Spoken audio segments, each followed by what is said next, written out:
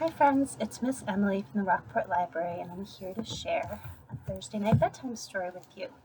This week we're going to read Harold and the Purple Crayon by Crockett Johnson. Harold and the Purple Crayon.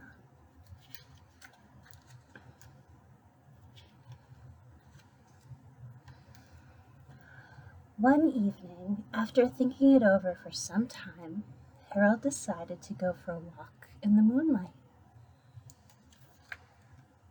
There wasn't any moon, and Harold needed a moon for a walk in the moonlight. And he needed something to walk on.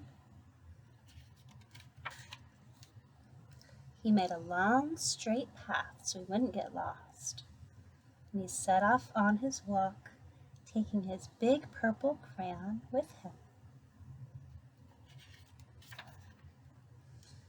But he didn't seem to be getting anywhere on the long, straight path. So he left the path for a shortcut across a field, and the moon went with him. The shortcut led right to where Harold thought a forest ought to be. He didn't want to get lost in the woods, so he made a very small forest with just one tree in it. It turned out to be an apple tree. The apples would be very tasty, Harold thought, when they got red. So he put a frightening dragon under the tree to guard the apples. It was a terribly frightening dragon. It even frightened Harold. He backed away. His hand holding the purple crayon shook. Suddenly, he realized what was happening. But by then, Harold was over his head in an ocean. He came up, thinking fast, and in no time, he was climbing aboard a trim little boat.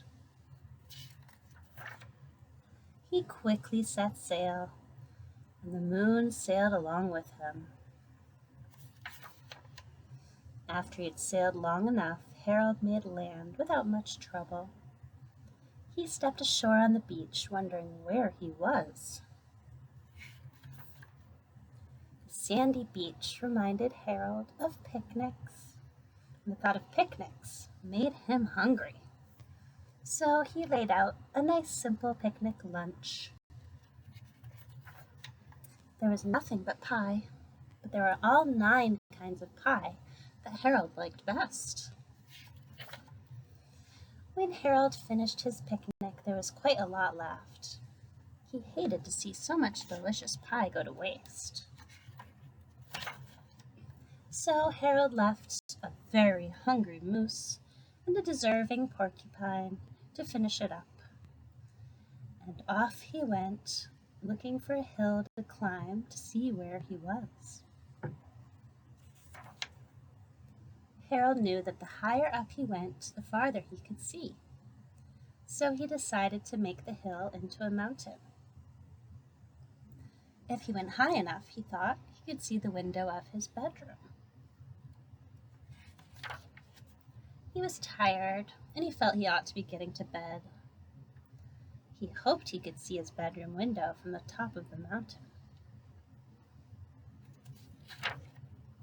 But as he looked down over the other side, he slipped, and there wasn't any other side of the mountain. He was falling in thin air. But luckily, he kept his wits and his purple crayon. He made a balloon, and he grabbed onto it. And he made a basket under the balloon, big enough to stand in. He had a fine view from the balloon, but he couldn't see his window. He couldn't even see a house. So he made a house with windows, and he landed the balloon on the grass in the front yard. None of the windows was his window. He tried to think where his window ought to be. He made some more windows. He made a big building full of windows.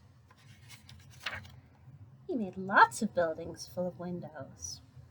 He made a whole city full of windows. But none of the windows was his window. He couldn't think where it might be. He decided to ask a policeman. The policeman pointed the way Harold was going anyway, but Harold thanked him. And he walked along with the moon, wishing he was in his room and in bed. Then suddenly Harold remembered. He remembered where his bedroom window was when there was a moon. It was always right around the moon. And then Harold made his bed. He got in it and he drew up the covers. The purple crayon dropped onto the floor and Harold dropped off to sleep. Good night, friends. See you next time.